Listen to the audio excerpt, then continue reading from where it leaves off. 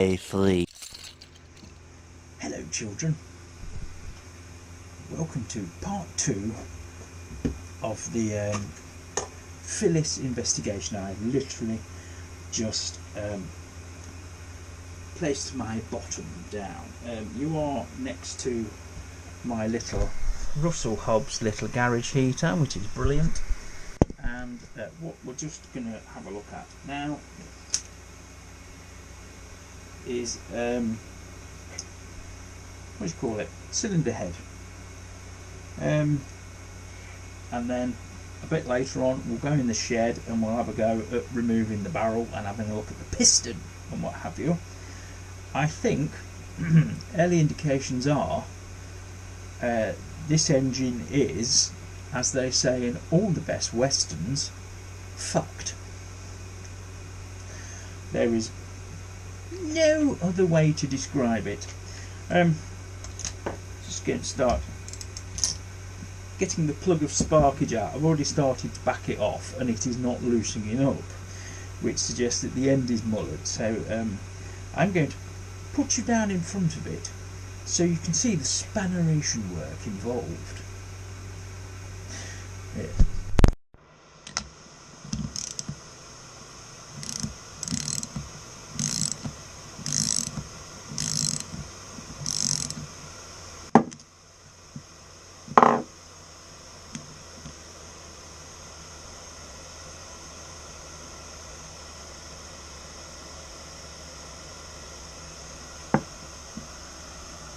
Fucked.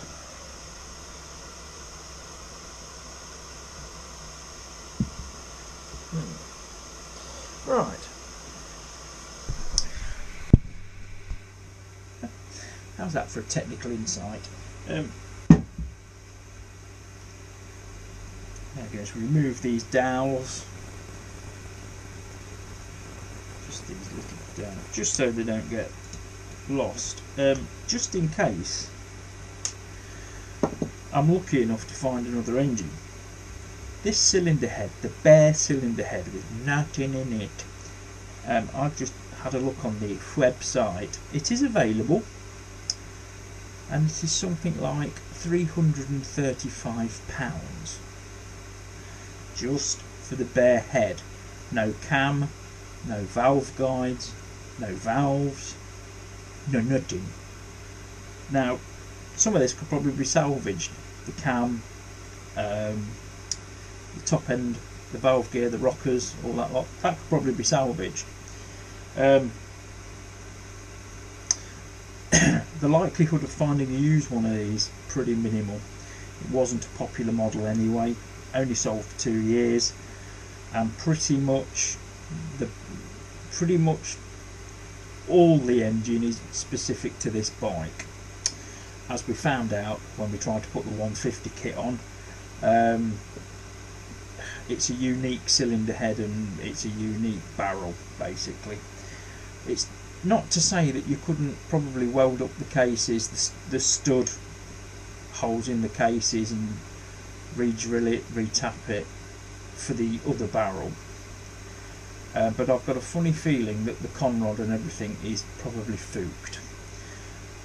We'll know when we go back in the shed.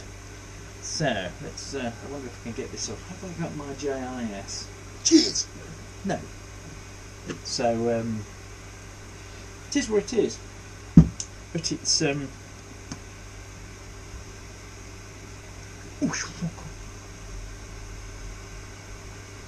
bastard, that ain't coming undone.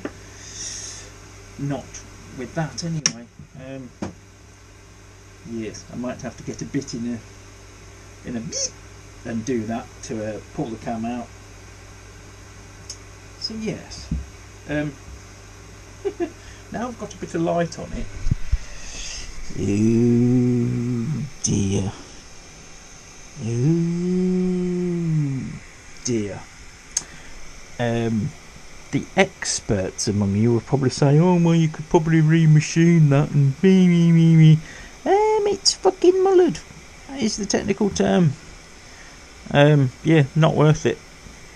I mean, the cost of machining alone would possibly equal the cost of replacing the cylinder head. Ooh, gasket's quite nice though. Oh, that's a relief, Jim. So yeah, it's mullered basically. There is no other description. It's fucked. So yes, it could be time to go out into the other shed. I mean, I'm going to take the studs out and whatever because it's always handy to have studs. And I might end up stripping it, and you never know. You never know. It's just something to do as well, isn't it? Really. But yes, I think the official conclusion for the cylinder head is fucked. Yes. 12 seconds later.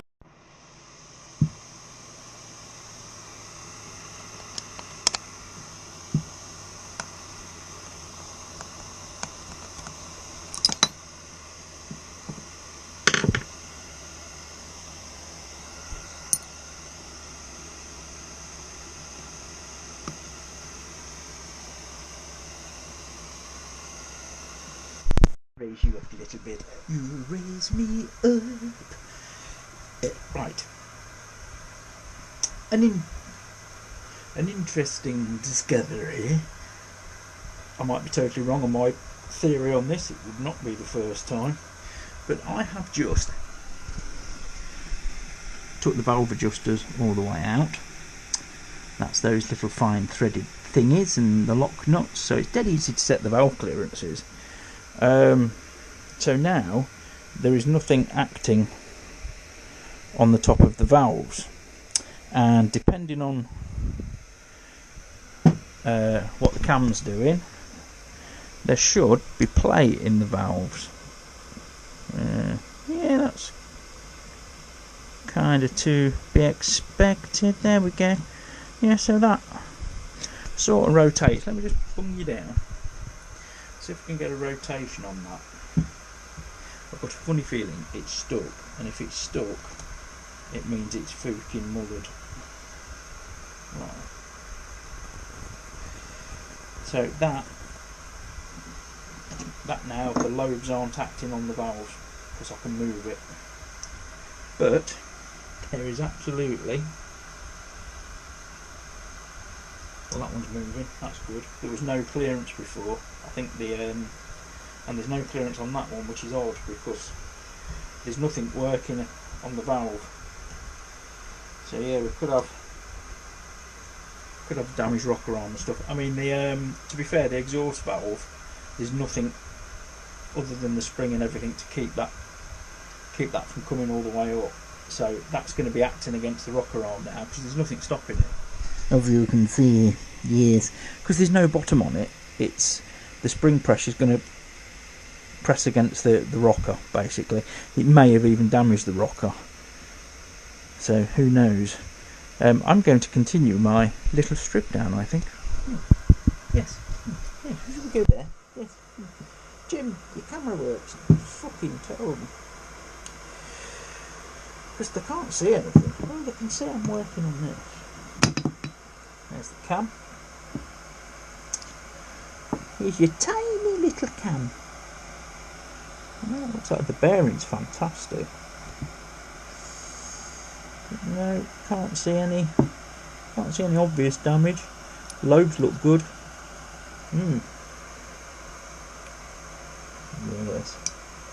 Yes.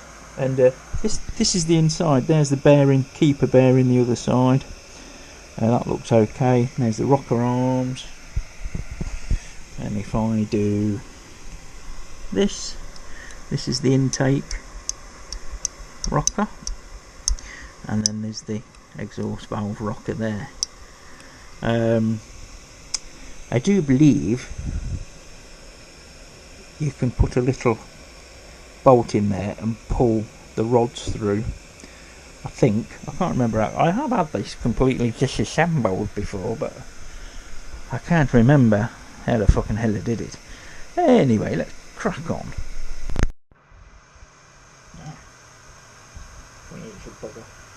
Right, there's one. Without putting that on like a sheet of glass or something, you won't tell if that's bent. I think it's okay. Let's get the other one. This is the exhaust valve. This is just the keeper shaft for the rocker arms, basically, and there's shims either side of the rocker arms, and when you're reassembling all this, it can be a right bastard, because the shim will frig off out of centre and stuff like that. I think they're the same part number, so it doesn't matter if they get faffed about. So yeah, that's that loose. Will he come out that way? No. Will he come out that way? Possibly. Jim, you really should stop the camera and, you know, so you can edit it more easily. Oh, that's fucked it. Right, which one was that? Well, I don't know, they're all out now anyway. This one is exhaust. So the exhaust one is still in. This one's intake. This is your rocker arm. And that's the foot pad, as you can see. It's beautiful condition.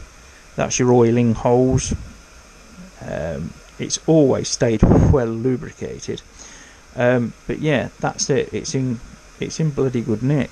If nothing else, if there's anybody else out there that runs one of these, I think a couple of you do. Just get in touch with me, and you know, for the cost of postage or something, you can have these as spares, because it's always handy, because it's a rare bike. This is difficult to do one-handed. It's not the first time you've fucking said that, is it? Yeah, that's the exhaust one, and again, lovely condition. That pad is in great condition. I don't think it's bent. They're obviously off centre from now. So yeah, so we'll keep exhausted over there. And then, as you can see, floating around in here is like the shims and what have you, which I will get out at some point. But now I think it's time to possibly move to the other shed and take the barrel off and look at the carnage of the pistione. Yes, my variable compression piston. Yes. Oh, it's effing cold in this shed, because it is only about 8 in the morning, so we'll try and make this quick. I've got the light of workage. Yes, let's get some light in there, and let's have a look. Oh, fuck. Yes. Now, I thought the marks in the barrel... Hello. Let's just bring you back here. I thought the marks in the barrel were swarf, and some of it will be. Not Worf from Star Trek, but swarf. So, I don't think it is. I think that the valve head, which is lovely and peened and rounded and smooth now, because it's been banging around in there, I think that's damaged the barrel. I did price up a barrel as well. I'll put it down here because I can't remember the price. Offhand. So I think what we should do now. I need to rest you on something.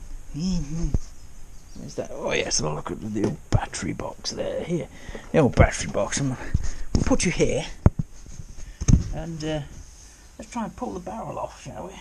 Yes, it's not the first time I've tried to tug something off in the shed.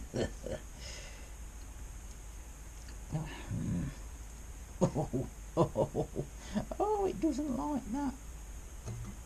I'm just hanging up on the exhaust a little bit, I think, but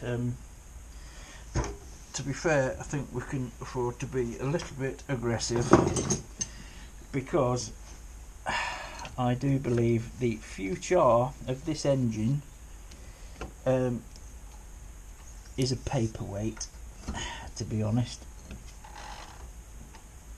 That's just bringing me.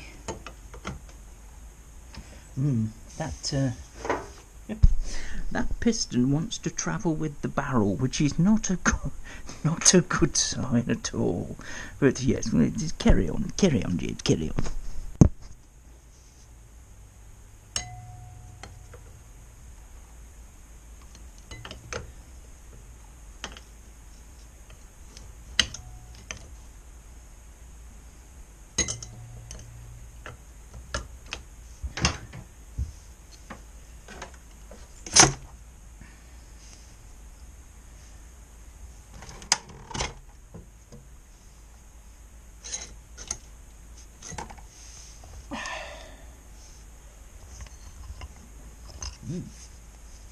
Guide's in lovely condition. Yes, this is oh, I've got a shit all over my fingers. We'll take that to the bench and have a look at it as well. The piston, yes. I thought it had mullered the top of the conrod, but I don't know whether it has. Oh, it's hard to tell.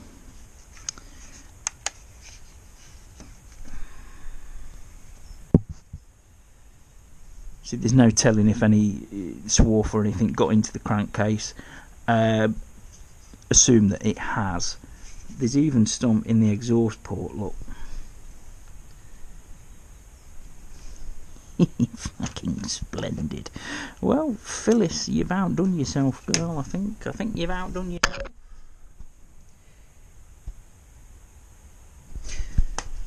I think we can conclude that this engine is no more. It has shuffled behind the curtain, joined the choir in vestibule. It is no more. It is an engine. It has ceased to be. Yeah, right. Just some preliminary pricing up of parts. The cylinder head alone was £330 odd. I don't know whether that includes VAT. Possibly not, because they're very good at not including VAT on parts prices. Motorcycle manufacturers, Kawasaki, are notorious for it. Timing chain's good though. So we do have options. The conrod initially looks okay. I won't know till I've removed the pistione. But yeah, got to look at options now. But realistically, I need a cylinder head, and I need a barrel. It's like the likelihood of finding them pretty rare. Already, you can get pit bike engines, 125 semi-automatic pit bike engines. The Super Cub guys use them, and the Honda Cub guys. And girls, of course, they use them as a bolting replacement. I might get lucky, might just get lucky and find one that fits. If not, can we make it fit? Or should we put a 140 life fan in it? But I'm going to have to work. I'm going to have to put clutch lever in and stuff like that in that case. Excuse me, Vicar. But it is an option. I think chassis-wise and everything, she's all right. But yeah, if I either strike it very, very lucky, I'm going to look at some very specialist scooter breakers, see if they've got anything. But if not, it might be replacement engine, probably a pit bike engine, because the 125 ones are semi-automatic, like Phyllis, and they're also 9 horsepower, so it's the same basically. Except they run on carburetors, but Phyllis's fuel injection should bolt straight on. He says should. It's nothing that can't be fixed, but it's obviously not the result I was expecting. I am very impressed. Actually, I'm very impressed. It didn't fucking lock itself up. Excuse my French, arse bastard cunty shit wank. Yeah, that's got it out of my system. So yes, let's return to the other shed with the barrel, and we'll check the damage of the barrel. Minge. Yes, back in the shed, and the heater's just gone back on at a nice and comfortable 21 Earth degrees centigrade. So yeah, so we've got a little pile of bits starting. I haven't removed the valves yet, but that's going to be simple enough. Pair of pliers, push down on the collet, get my magnet out, get the keepers out, and they'll all come out. And they weren't that difficult to put in. Well, they were fiddly to put in, but they weren't difficult. So yeah, so we've got the rocker arms there, the shafts, bang, bang, bang, bang, bang. One of the shims, I think there's another one still in there. The adjusters, etc. And the cam's in bloody good order. It is really in good order. But the barrel, oh my word. I'm trying to keep reasonably clean. I am being unsuccessful. Let's just turn that down and have a look inside the barrel. So was there malice in the combustion palace? Oh, oh, oh, oh, oh, fuck. Yeah, it's actually, even though it's pitted, it's smooth. But I don't think a rehone is going to fucking cure that, do you? Well, no, that cylinder walls are really, really smooth. Unusual. So yeah, well, I think that is autopsy complete, don't you? Yeah. So right now, the best option, unless I can get the barrel, I'll be able to get a piston. That's no problem at all. But the piston from Suzuki, the piston together with the rings, I probably need a new wrist pin. Don't know yet.